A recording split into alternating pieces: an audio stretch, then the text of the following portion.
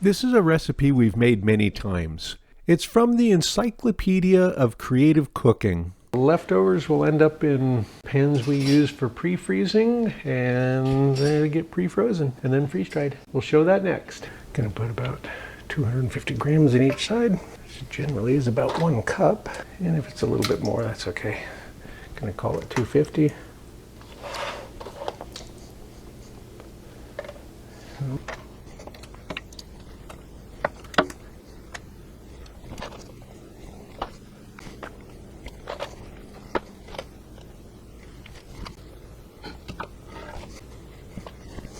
So I have the beef stew Mexican style. It's frozen and ready to depan them and put them on the trays.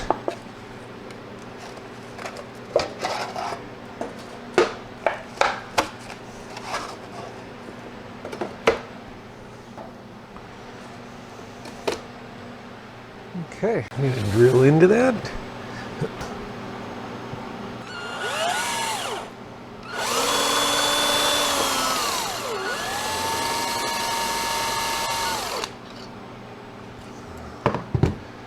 Let's see how that works. Okay, that's in there. All right.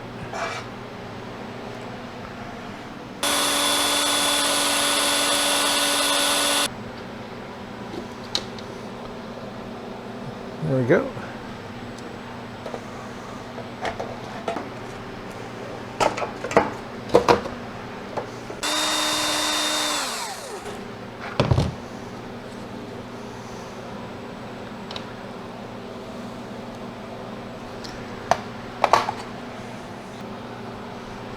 Okay. Well, it's been pre-chilling. It's about 60 below already. Once again, I got late. So the beef stew Mexican style.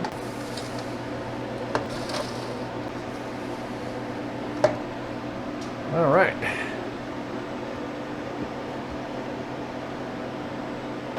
And ready to go. Ready. So the beef stew Mexican style is about done. I'll open the drain valve and take it out and check it.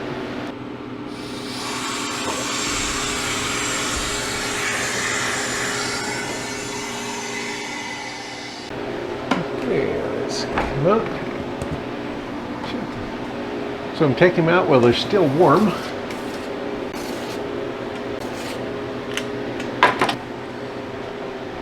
I'll close that until I'm sure that they're dry.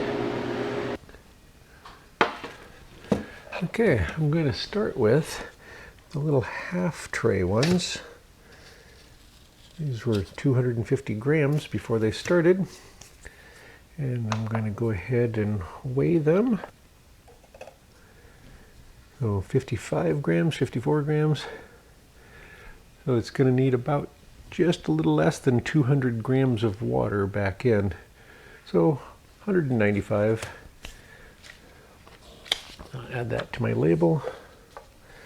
So water needed, 195 grams. Okay. Then go ahead and tape the tag on. Then I've got all the information, the batch number, what it is, the date that I put it in the freeze dryer, what it weighed before, and how much water it needs, if it needs any water. Some things just don't need water. Apple slices are perfect the way they are. Okay, I'm going to bag these. I'm not going to crush them up or anything because I want the chunks of meat to stay big when I rehydrate them. So I'm going to use an oversized bag on all of this so that it doesn't crush them. You certainly could crush them down, but I want to leave it as whole as possible. So I'm going to do all the part ones, half trays first.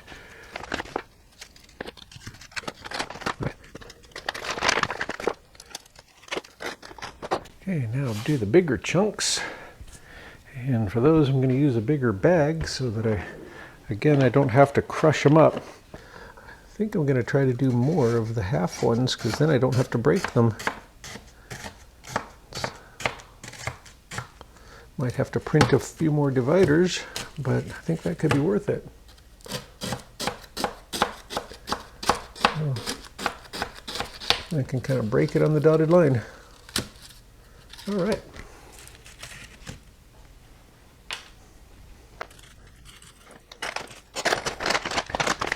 And I definitely don't want to crush it and powder up the meat. All right. And continuing.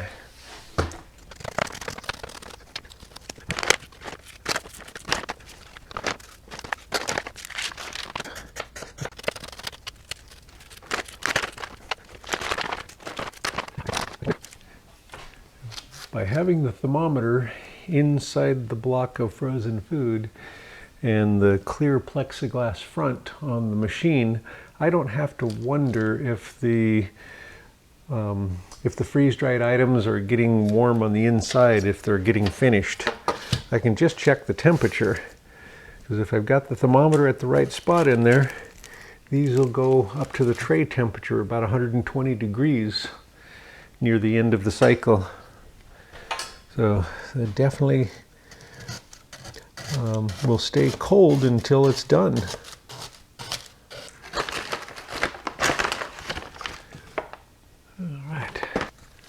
Okay. I'm using 7mm thick Mylar zipper bags, and then I'm adding the oxygen absorbers, squeezing out as much of the air as I can. And then finally heat sealing the tops.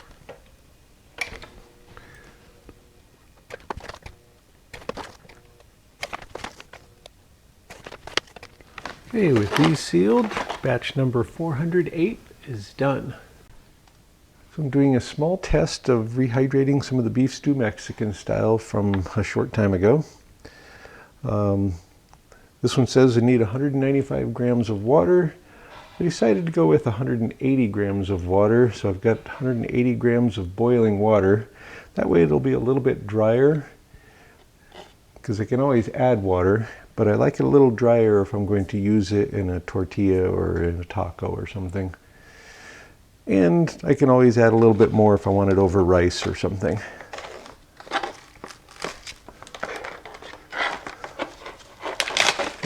This is one of the little 1-cup ones.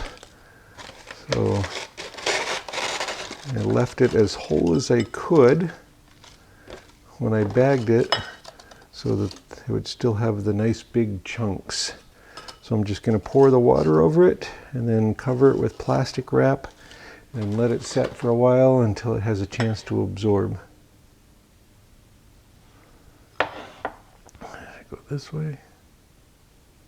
I'm going to pour it over kind of slow so it can soak in as much as it can as I'm going.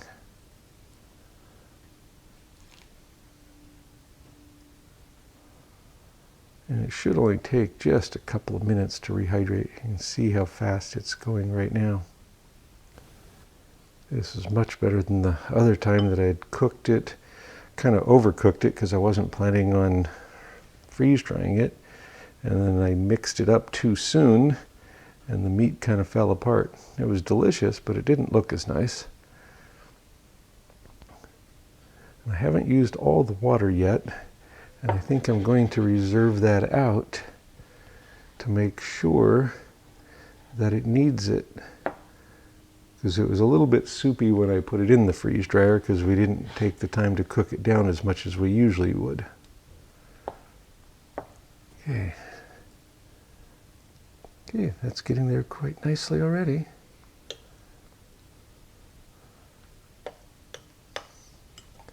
And again, I'd rather have it too thick and want to add a little water later than having it too wet. Okay, so I'm going to stop right there for water for now and cover it and let it set for 10 minutes and then check it. Probably only needs less than 10.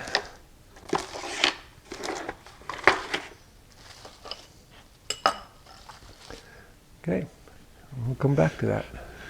All right.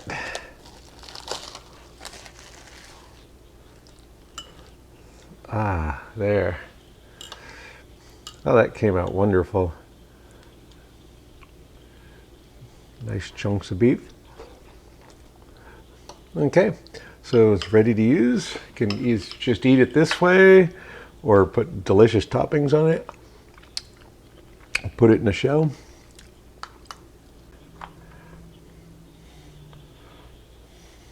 Add a little bit of salsa on there.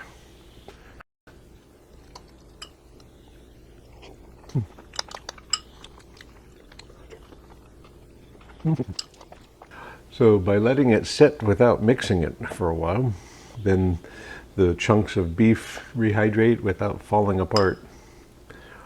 Much better plan.